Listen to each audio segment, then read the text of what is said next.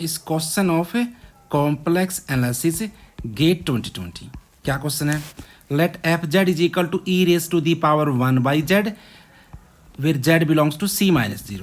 ठीक है, फंक्शन दे दिया अपना, एक आर एन डिफाइन कर दिया, the set of all complex number such that mod x is less than 1 by n, mod y is less than 1 by n minus 0। तो सबसे पहले आर एन डिफाइन करता हूँ मैं। देखना भाई, आर एन में क्या है, एक्स की वैल्यू -1 बाई एन से छोटी है, सॉरी -1 बाई एन से बड़ी है और 1 बाई एन से छोटी है, ऐसे वाई के साथ है। तो ये अपना ओपन रेक्टेंगुलर क्या बन जाएगा, अपना आर एन बन जाएगा। ठीक है, ऐसे जैसे जब मैं आर एन प्लस 1 पे जाता हूँ तो उसमें एक्स की वैल्यू -1 बाई एन प्लस 1 से लेके +1 बाई एन प्लस 1, ऐसे ही वाई एक्सिस में। तो ये अंदर वाला पोर्शन क्या बन जाएगा, अपना आर एन प्लस 1। तो ये एक बात तो क्लियर है अपनी, जो आर एन प्लस 1 है this is strictly contained in R n. ठीक है, और ये भी कह सकता हूँ जीज आर एन अपने जो भी है ये ओपन रेक्टेंगल है, अपने जीरो को रिमूव करते हैं और तो कहने से दीज आर ओपन और यू कैन से डिलीटेड नेबरहुड ऑफ जीरो। ठीक है ना भाई, क्योंकि नेबरहुड है जीरो का, लेकिन जीरो को रिमूव कर रखा है। Okay, now come to options. अब इसने और क्या डिफाइन कर दिया, for a subset S of C S bar denote the closure of C, ये तो हम जानते हैं। Now come to first option, पहले ऑप्शन पे आते हैं, ऑप्शन नंबर 1। क्या ऑप्शन ए कि f of R N plus 1 with closure is not equal to F of R. ये आर एन की इमेज है, ये आर एन की इमेज का क्लोजर है। इसके लिए आपको ये एक दो बात जाननी जरूरी है। एक तो हम जानते हैं 1 बाई जेड जो फंक्शन है उसका जीरो पे कौन सी सिंगुलरिटी है, एसेंशियल सिंगुलरिटी, ये बात आपको ऑलरेडी पता होना चाहिए। और इसके साथ साथ ये तो जीरो के नेबरहुड है आर एन, उनकी इमेज के बारे में एक थ्योरम होती है जिसको बोलते हैं कैसोराटी-वीरस्ट्रास थ्योरम। कैसोराटी-वीरस्ट्रास थ्योरम, ये पता होनी चाहिए क्योंकि यही सब इमेज के बारे में बताती है।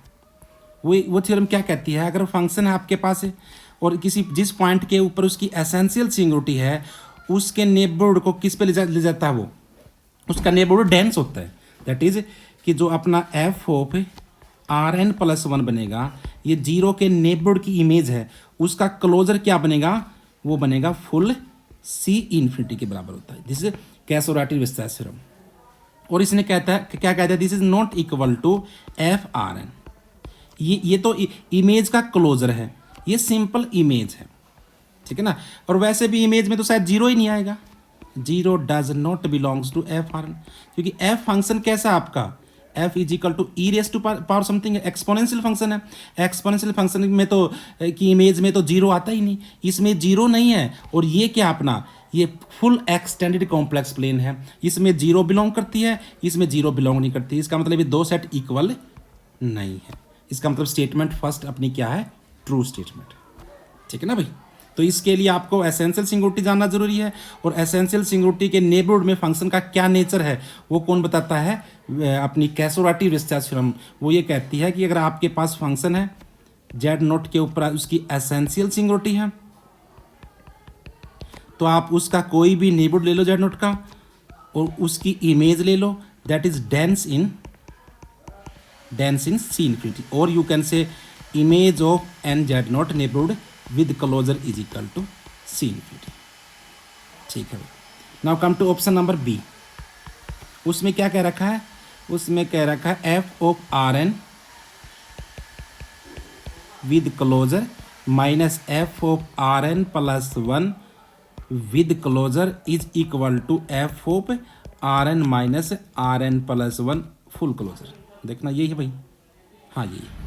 ठीक, लेकिन इसके बाद अभी हमने देखा ये क्या बनेगा अपना सी इन्फिनिटी, और ये भी क्या बनेगा अपना सी इन्फिनिटी। तो दोनों का सब्ट्रैक्ट करके तो यहाँ पर क्या बन जाएगा, एम्प्टी सेट। तो ये तो क्या बन गया अपना एम्प्टी सेट। अगर ये वाला भी एम्प्टी सेट आ गया तो ऑप्शन ठीक है, अदरवाइज ऑप्शन रॉन्ग है। लेकिन हम ये जानते हैं ना भाई, आर एन अपना इस टाइप का कोई ओपन रेक्टेंगल है और आर एन प्लस 1 इसके अंदर कंटेनर है, तो जब दोनों का डिफरेंस करेंगे तो ये वाला पोर्शन क्या बनेगा, R N minus R N plus one, ये वाला पोर्शन। और ये वाला पोर्शन अपना नॉन एम्प्टी है।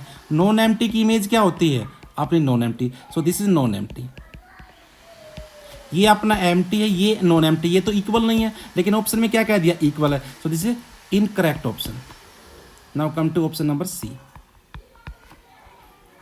ऑप्शन नंबर सी में क्या कह रखा है, एफ इंटरसेक्शन आर